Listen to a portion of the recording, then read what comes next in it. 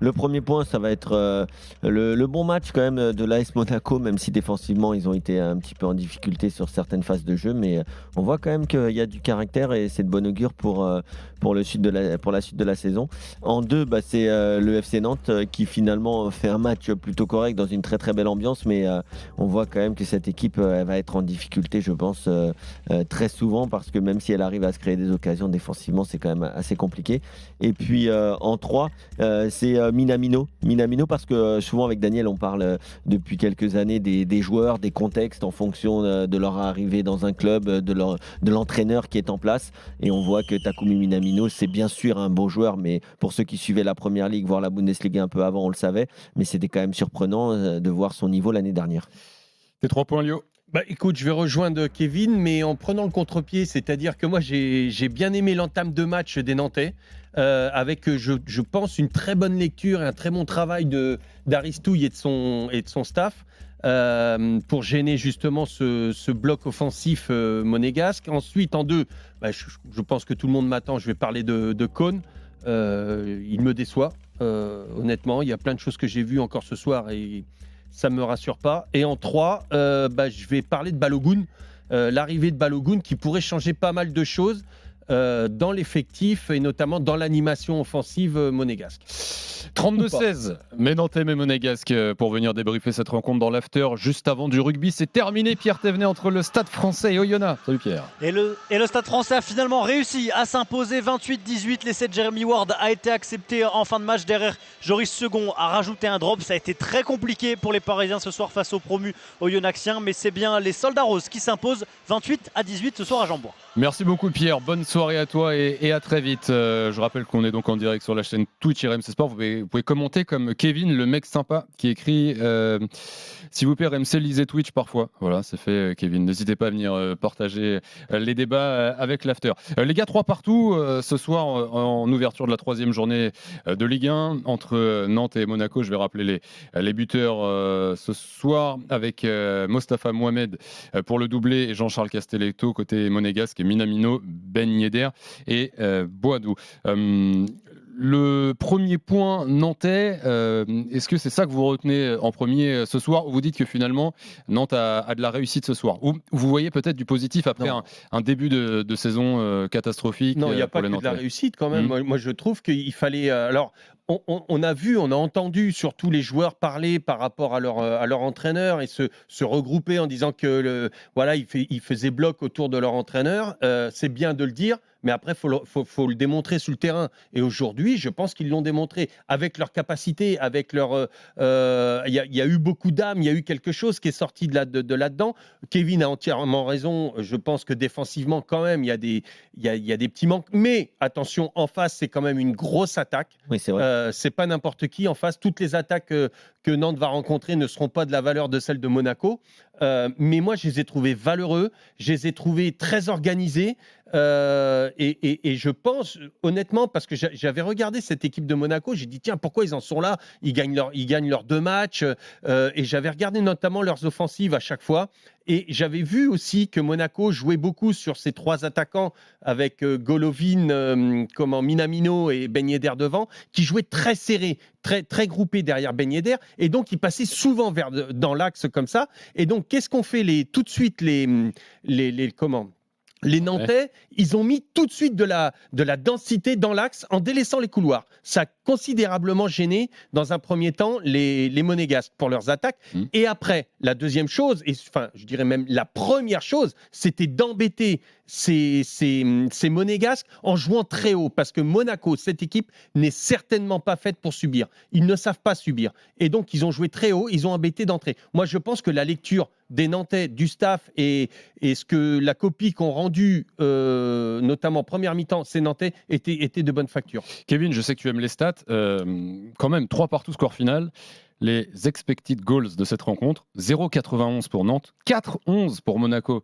L'écart est abyssal, quoi. Non, mais 4 d'expected goals, c'est énorme. C'est très rare en fait. C'est très rare. Ouais. Et c'est pour ça que je disais, moi je suis d'accord avec Lionel quand il dit qu'ils ont bien débuté le match, mais après, ils ont quand même concédé énormément de situations. Bien sûr, mais c'est Monaco. Oui, mais quand même, il y a un moment, tu mènes quand même de 2 buts. Il y a un moment dans ce match, tu mènes de 2 Mais buts. ils ont reculé. Quand ils ont concédé beaucoup, c'est quand ils ont reculé, C'est ce que je notamment te dis. en fin de première mi-temps. Mais ils étaient cuits. C'est ce que je te Ils dis. étaient- Première bonne demi-heure, mais derrière, fin de première mi-temps et deuxième mi-temps, alors que normalement, tu marques le 3e but. Si tu as un peu de caractère, tu vas prendre cette équipe en contre, tu vas la laisser venir. Mais là, ils se sont mis en mode punching ball. On va attendre. Mais ça se voit, enfin, ça se voyait. Ils ont failli tenir, mais c'était Ouais, quand puis même, ça en semblait contre- quand même écrit que.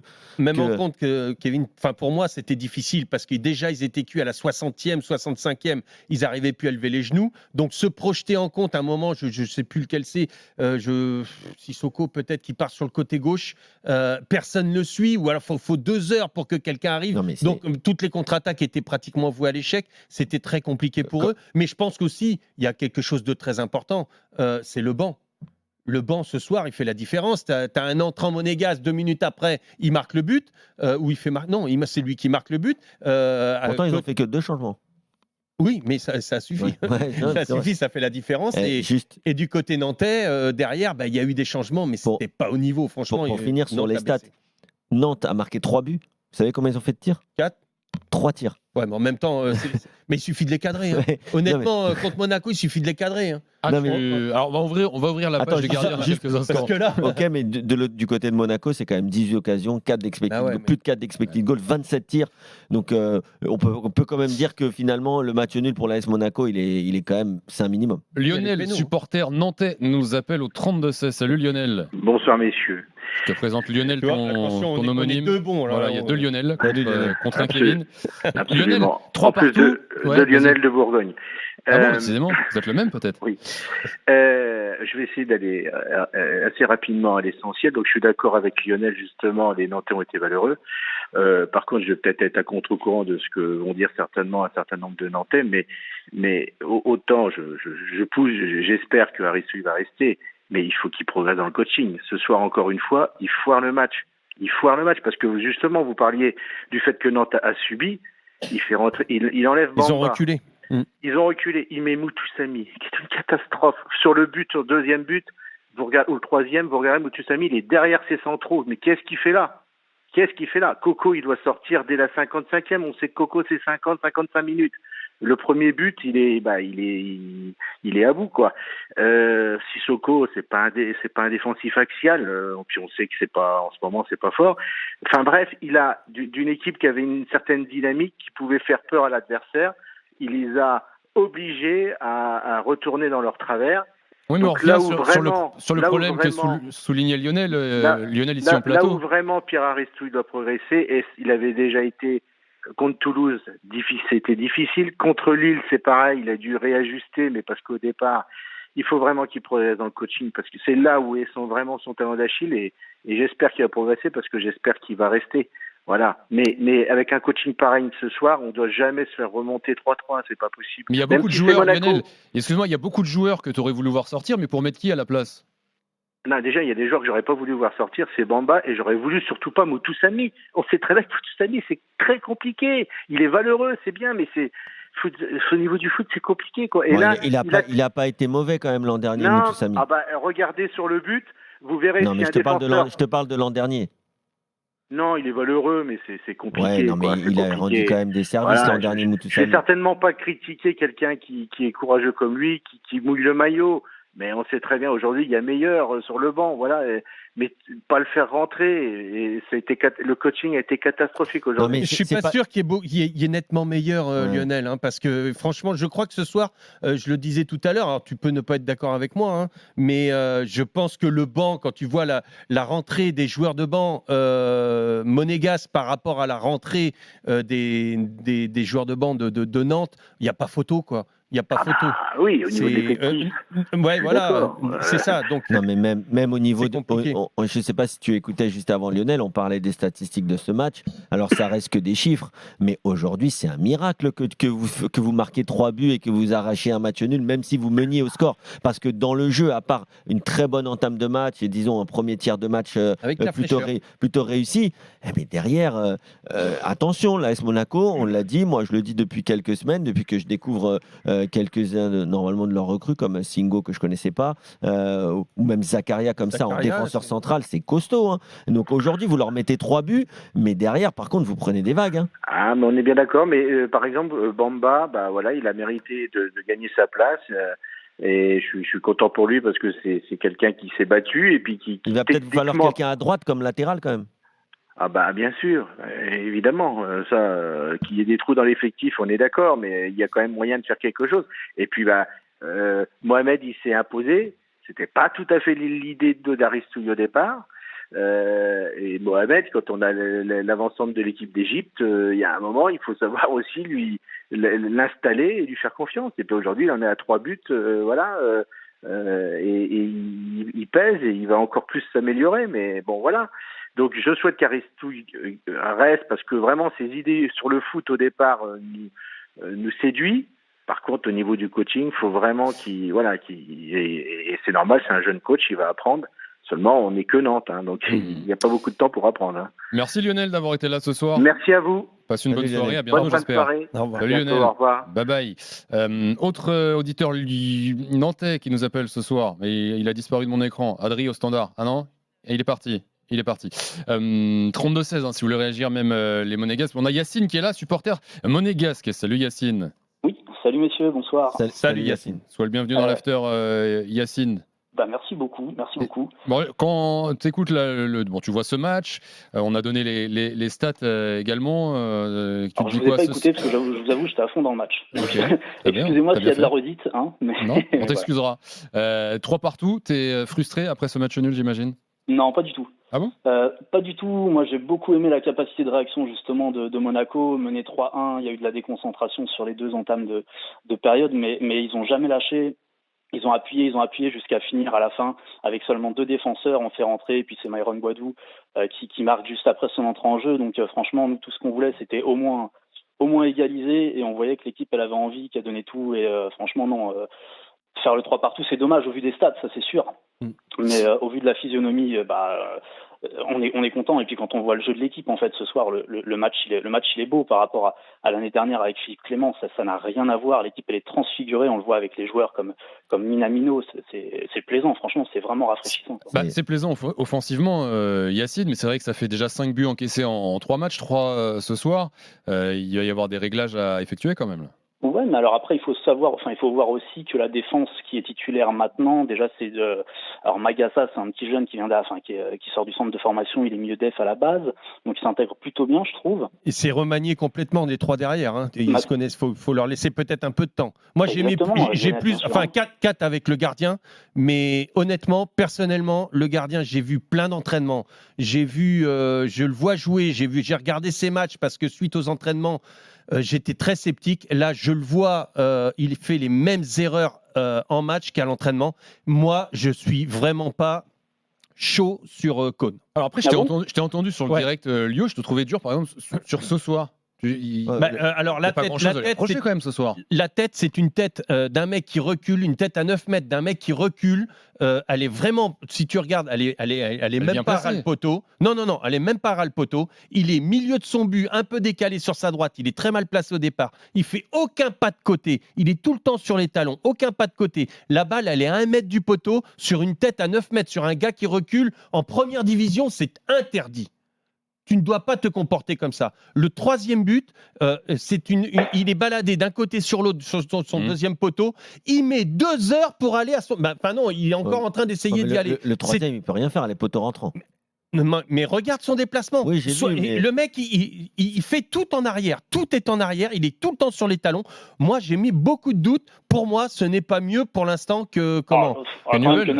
Que Noble. Alors, on verra. Ouais, on verra. Mais pour l'instant, on doit être dans la moyenne de Noble l'année dernière. 5 buts. Il faut regarder les 3 premiers matchs, mais je sais pas combien ils étaient Monaco.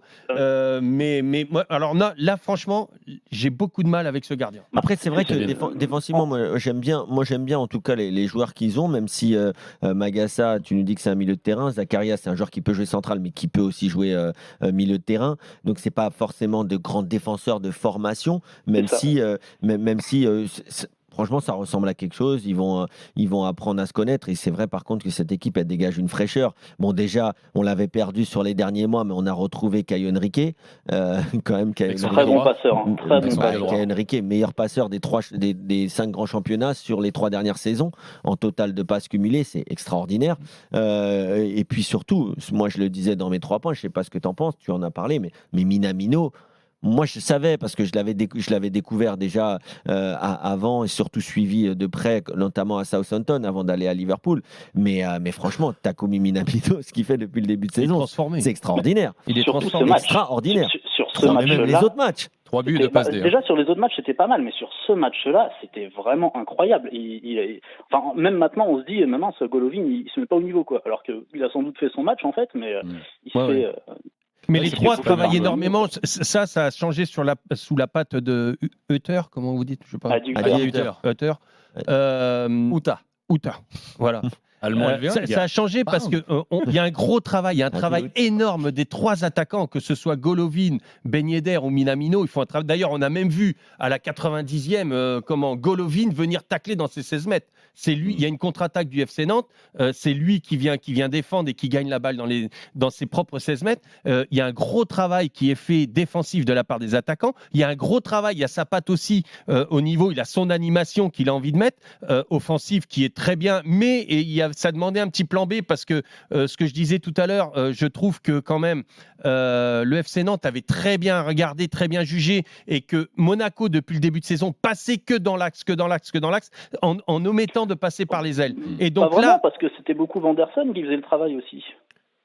moi, Oui, sur ce que j'ai vu et toutes les stats que j'ai vues, il y a 62% pardon, des attaques monégasques qui arrivaient, qui partaient des ailes et milieu de terrain et qui étaient données tout de suite sur soit Ben Yedder, soit Golovin, soit Minamino, qui faisaient dans le dos de la défense. Ça, c'est 62% de ce que j'ai vu. Par contre, là où... J'aime bien quand tu m'annonces ces pourcentages, j'ai l'impression d'être une soirée électorale.